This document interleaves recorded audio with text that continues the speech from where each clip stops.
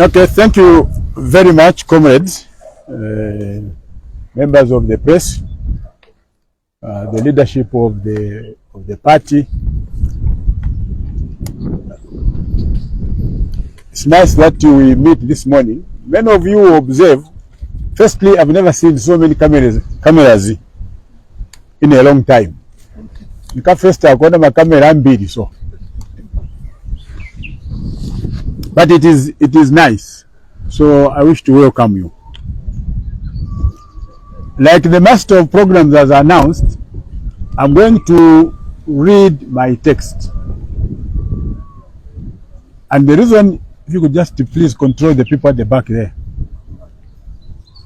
And the reason for reading the text is that I don't want to miss any word that has been put down. And I'm hoping that you colleagues in the press will be able to get a copy of the text and also interpret the text in the manner that you want, but at least avoid misquoting the economic front.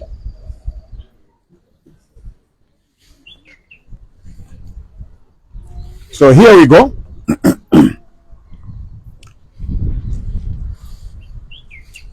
I've already welcomed the media, I've already welcomed the colleagues in the party, and I'm now getting into what I'm calling the background to this event. Why are we here today, and what are we trying to communicate to the nation through you colleagues that have come gathered here? The Rainbow Party, which is the precursor to the economic front, by name only, was registered on the 4th of December in the year of 2014. The formation of the Rainbow Party was driven largely by the persecution of those members in PF who were perceived to be Wynter Kabimba supporters. And this was following the death of Mr. Michael Sata, the then president of PF. And all of us remember that Mr. Sata died on the 28th of October 2014. In 2016, the Rainbow Party participated in the presidential and general elections of that year. And we only managed to get one councillor in Nakonde district in the northern province. But this one councillor was preceded by a victory which took us unawares. Caught us unawares in the sense that in 2015, immediately after or following the registration of the Rainbow Party, we participated in a local government by-election in Lusaka district. And in that local government by-election, the Rainbow Party managed to beat the then ruling party, the Patriotic Front, and also the UPND. And we ended up with one councillor in that election. So we are very proud of the beginning of the Rainbow Party. In 2021, this is again common cause. In 2021, the Rainbow Party signed an electoral memorandum of understanding with PF to work together in an alliance to support PF in that election. It was clear, however, to the Rainbow Party and its leadership that the pact did not have the support of the PFC senior leadership, and President Lungu himself was quite ambivalent and very lukewarm about this arrangement. The alliance between the Rainbow Party then and PF expired after the 2021 election, which PF, again we all know, lost to the UPND by more than 1 million votes. Imagine, unexpected, even by the country at large.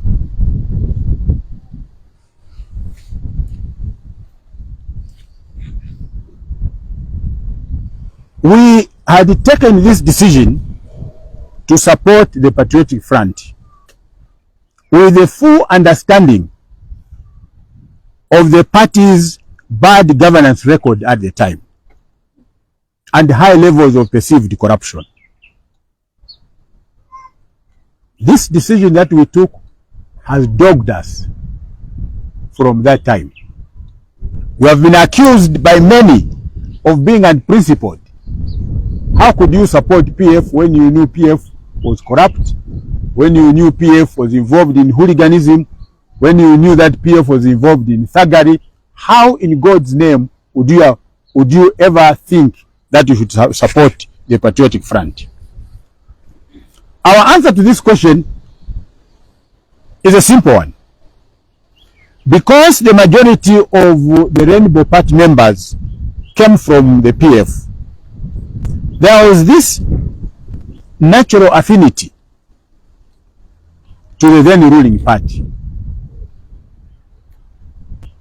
It was also the view of the Rainbow Party leadership that it could contribute actively to reforming PF in government after that election, if PF had won, so that we can help in restoring Michael Sata's legacy in PF. We still believe in the good faith of our decision to lend support to PF at the time. It could have been a mistake, but we believed in it. And so we take responsibility for that decision. After that, the economic front, which is Rainbow Party mutating itself or changing the name into Economic Front, in April of 2022, the Rainbow Party registered a change of name as the Economic Front, or EF. This decision was informed by the general perception which associated the party with the LGBTQ movement across the world. And those of you that are familiar with the LGBT movement, it uses exactly the same Rainbow Party colors that the Rainbow Party at the time was using. We had a problem in the party, and we are always being asked a question: are you sympathizers or are you active members of the LGBTQ movement? And the answer was no. But it was very difficult to convince anybody. We tried to develop a website, and when you tried to visit that website, the first feature that came up was the LGBTQ.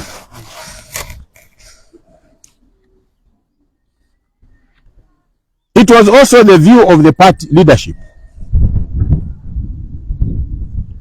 that the Economic Front, in its name,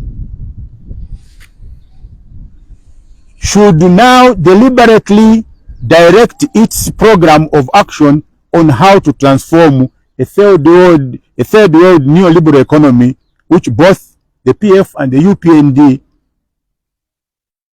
seemed bent to follow using different models. The failure of both models lies in the exclusion of the citizens from being the primary catalysts and drivers of the economy. The hemorrhaging brain drain which the country has suffered since the 1980s is a clear indicator of this policy failure by successive governments.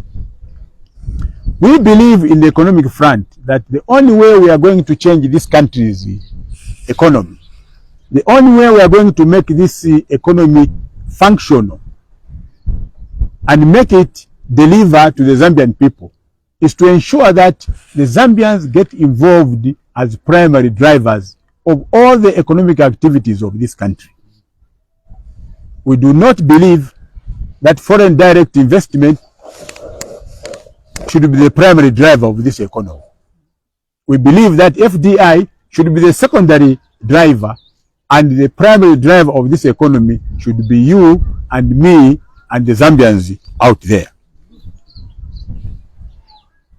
So we have a slight departure from both the PF, and even presently with the UPND on what type of economic model should be pursued by our country so that it can bring about the intended results. The change of name from Rainbow Party to PF also saw EF. The change of name from Rainbow Party to EF also saw EF developing and forging some links with other political parties. We joined in attending press briefings on several national issues and speaking with one voice to offer checks and balances to the UPND. This decision was warmly welcomed by the rank and file of our party members, who believed that isolationism was working against the image of the party. It was a debate within our party, but our staying away from other opposition political parties was working against us. We were isolating ourselves. They were probably right in making such an observation. We concede that our members were probably right. However, we were utterly surprised when the notice for the inaugural meeting, which birthed the United Kwacha Alliance, now popularly known as UKA, was issued. EF was not invited to the first inaugural meeting of UKA. About 2 months later, the UKA chairperson, Mr. Sakwiba Scotta, State Council, contacted me for a meeting, which was also attended by the gentleman on my left, Comrade Robert Chikwerete.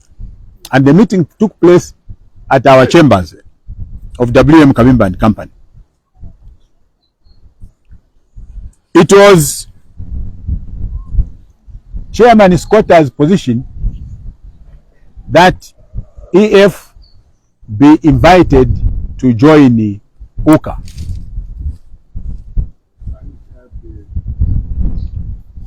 That was the purpose of that meeting.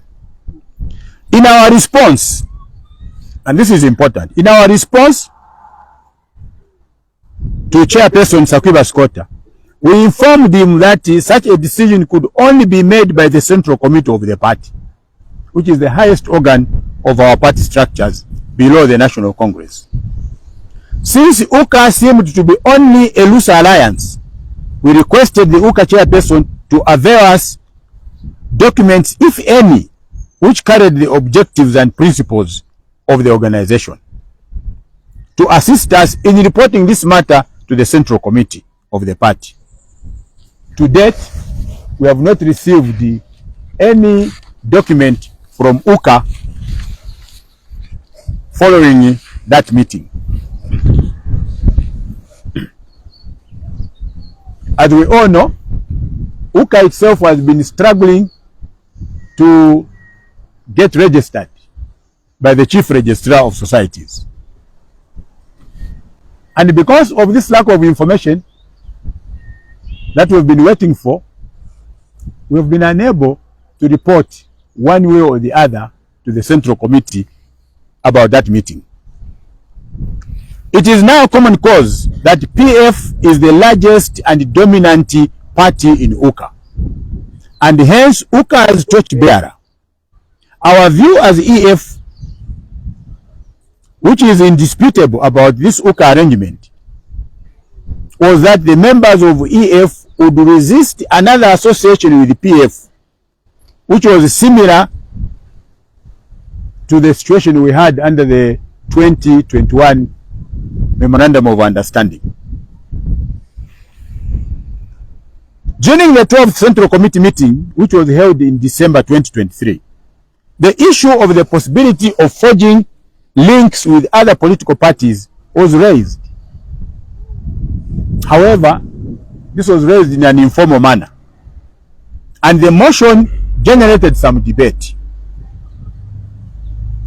At the end of that debate over this informal motion, it was agreed that the matter be deferred to a later date.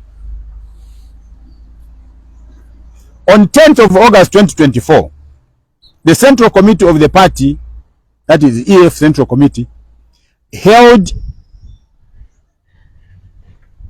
its 13th Central Committee meeting here in Lusaka.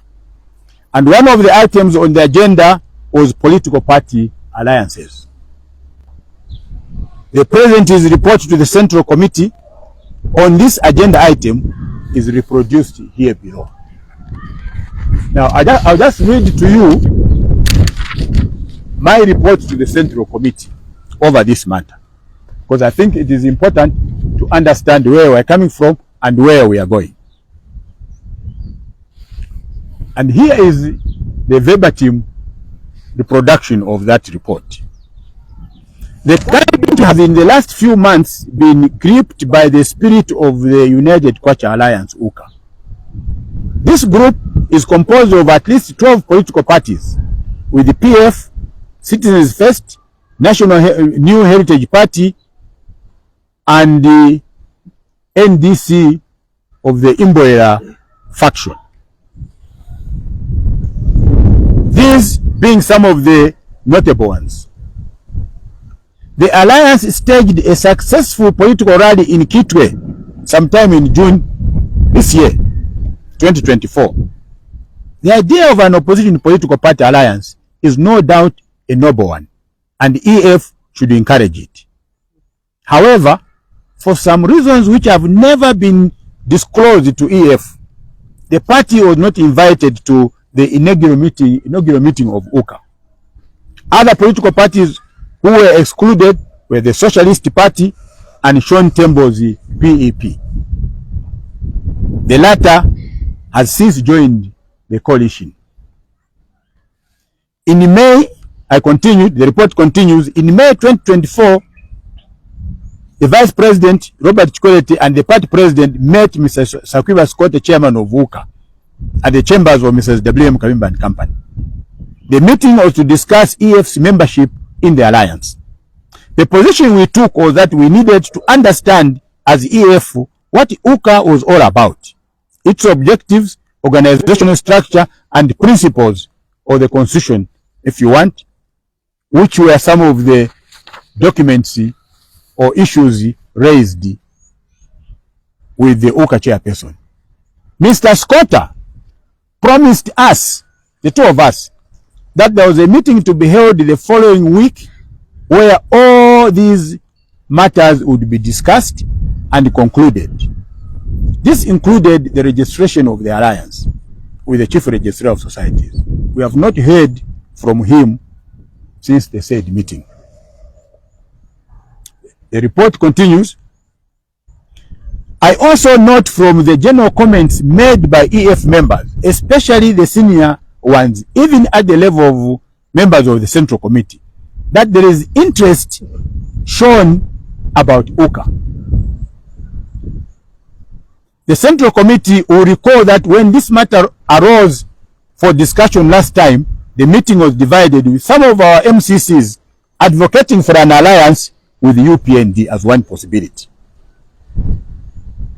It is therefore becoming clear that unless this matter is concluded as soon as possible, the divisions may reach the lower organs of our party and consequently affect its performance. End of the report to the Central Committee. At the end of the debate, in which all those present actively participated, province by province, it was resolved. I'll go back to this. At the end of the debate, which considered this report, which I've just read, in which all those present actively participated, province by province, it was resolved that EF should engage UPND and its alliance partners with a view of forging a political alliance to work together in the future.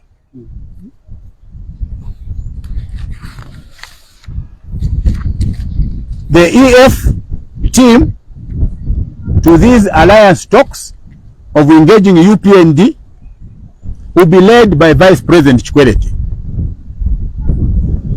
Out of the 8 provinces represented in the meeting, only one expressed misgivings about a possible alliance with the UPND.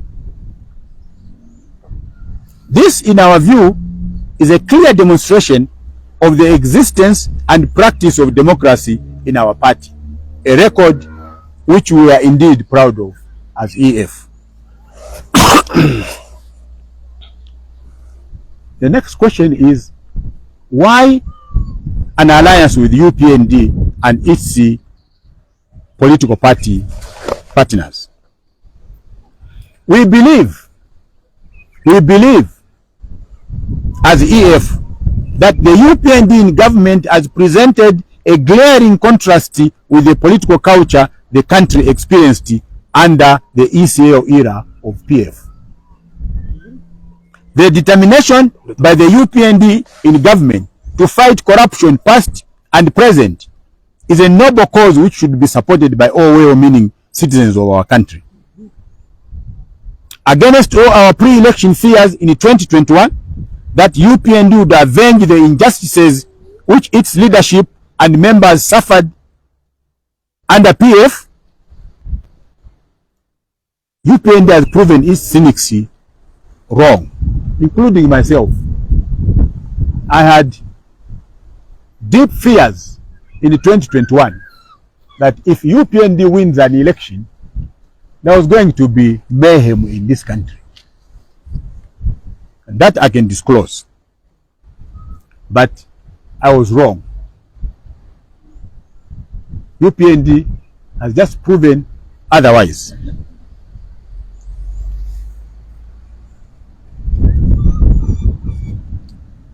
It is therefore our desire to offer and extend to UPND a hand of solidarity and support in the construction of a just and civil environment, political environment, which would engender peace, unity, and development for Mother Zambia.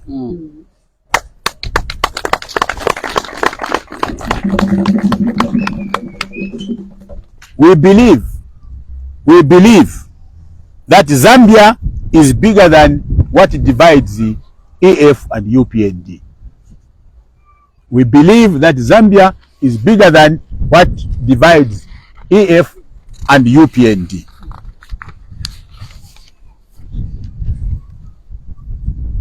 As we commend the UPND for such an achievement, we are not oblivious to the fact that the government has intensified its war on corruption and its vices. Those who have lived the corrupt life together with their acolytes who benefited from their acts of corruption will fight back. Those who perpetrated corruption together with those who benefited from that corruption will definitely not go down without a fight. They will fight back. Such is the nature of corruption all over the world.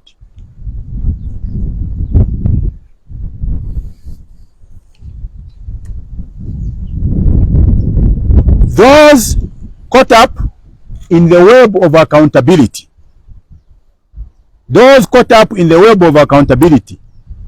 will cry what I call ethno victimization. You are victimizing me because I come from a certain region. You are victimizing me because I belong to a certain tribe. That will be their cry. They also cry political persecution. I'm being persecuted. They will use propaganda, violence, cast aspersions on the judiciary and law enforcement agencies and the investigative wings of the state, so as to divert public attention from their crimes and wrongdoings, which is what we are seeing today. This is not strange. The public attention is being diverted from understanding what went wrong under ECL's PF.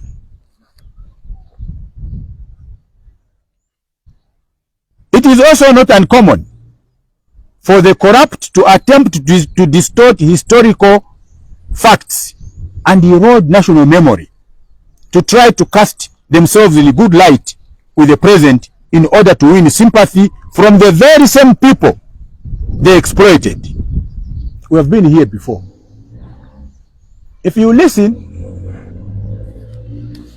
to the arguments from those that are attending prosecution in court, from their sympathizers, it is as if nothing wrong has happened in this country. Why?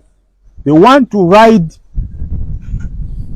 on distorting or eroding the memory of the people, so that the people come to forget what they did, the wrong things that they did,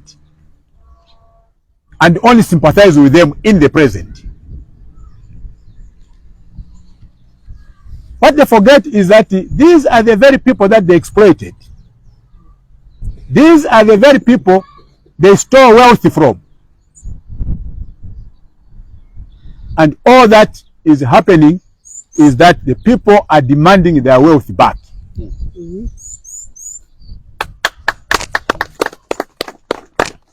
There is a Nigerian proverb. There is a Nigerian proverb which says, wealth will find its way back to its true owners. So you won't keep what you have stolen. It will go back to the owner, the person that you have stolen from.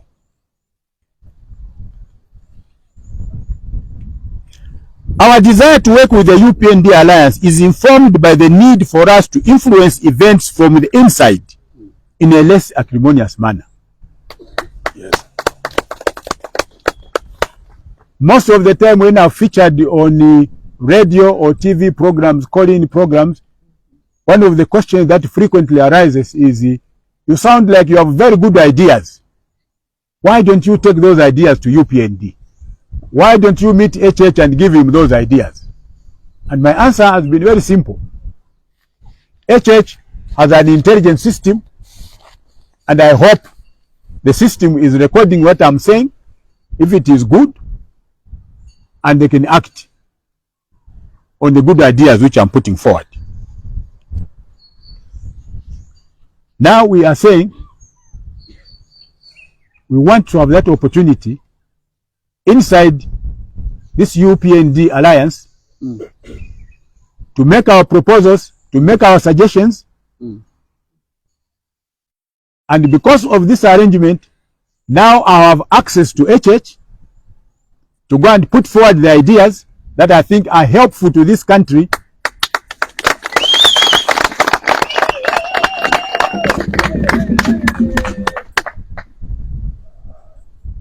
And as a president, it will be up to him to either take my ideas or throw them out. But at least that opportunity will be available now. I want to come back to the issue of accountability. Democracy entails that those that are in public life should be held accountable to whatever they do, and they are being held accountable not by the state, but the people of Zambia who have constituted the state.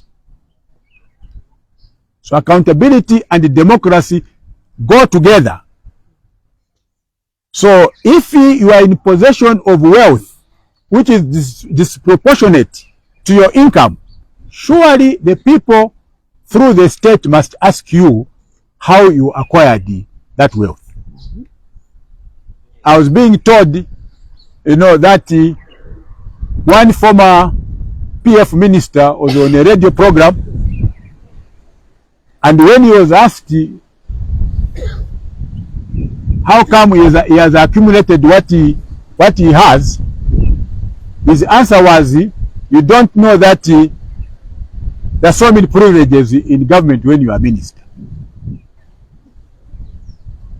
In other words, what those that are being held to account today,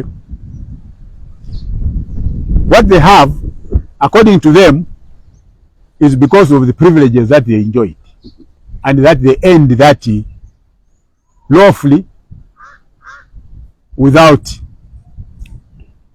doing any wrong. Now, I served in government myself for 2 years. I think I came out poorer than when I went in. I came out with 1 car and nothing else. I lived in my own house. I sat on my own furniture. And if indeed public life gives you such privileges, Kenneth Kaunda would not have come out of State House poor, because he was there for 27 years. How can a man who served this country for 27 years come out poor, and the man who has just been in power for 5 years, 10 years, come out stinking rich? How do you resolve that contradiction? Even just in terms of arithmetic, 27 years is longer than 10 years. So, if Kaunda came out poor after serving this nation for 27 years, certainly the question is, those that have served for 10 years, for 5 years, and are stinking rich today, must have done something wrong. And the people of Zambia must understand this. They must have done something wrong. And because of that, time has come for them to explain what they have, how they got what they have. If you are able to give a birthday present to your child today of 3 million kwacha, which you never did before you went into public office, what has happened? What has happened? You couldn't gift your child with 1 million kwacha birthday, but all of a sudden you are a minister, you are president, and you can gift your son with 20 trucks and trailer. And you even have the arrogance of saying to the Zambian people, if you don't know how to look after your children, if you don't know how to gift your children, or during their birthday, that is your problem. Huh? Really? No. Really? The people must get to understand these facts.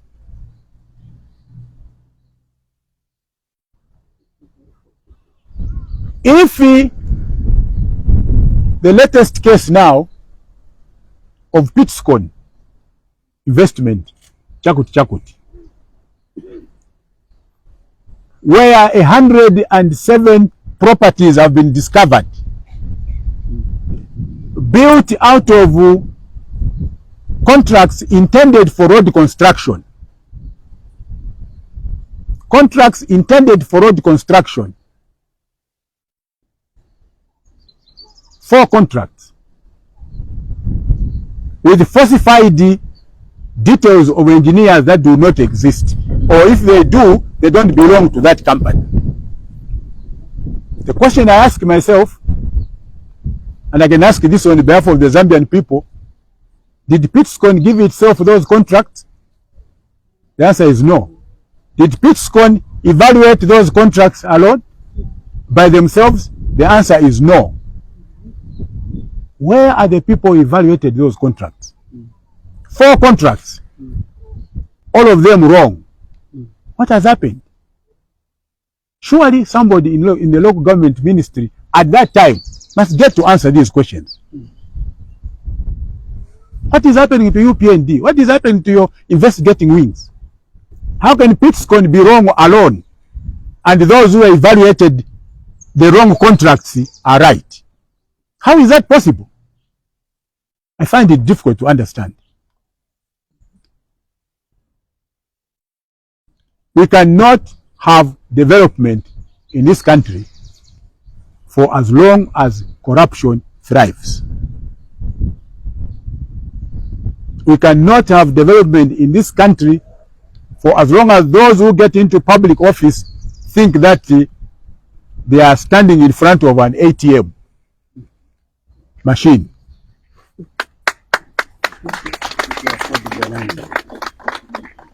So, this for us in the economic front is a noble cause.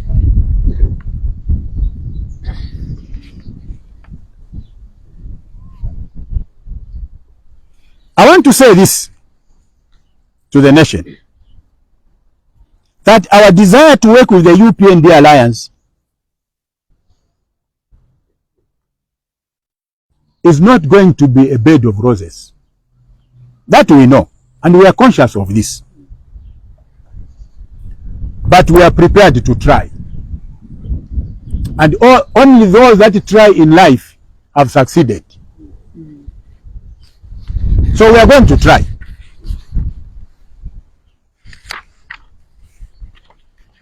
I want to end this by a quote from somebody that you may well know,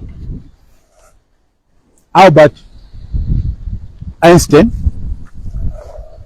who put it very well in one of his writings. And this is what he says, and I quote: "The world is a dangerous place, not because of those who do evil. The world is a dangerous place, not because of those who do evil, but because of those who look and do nothing."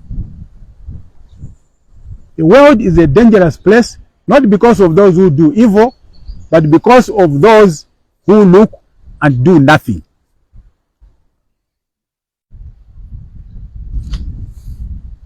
As the economic front, we refuse to look and do nothing. As the economic front and the political party representing the Zambian people, however few or many, we refuse to look and do nothing. I therefore call upon all members of the economic front across the country, however few where you are, however many where you are, that you extend a hand of solidarity to members of the UPND in your area and work together so that we can save this country from those who want to come back to come and enjoy corruption again. Thank you very much.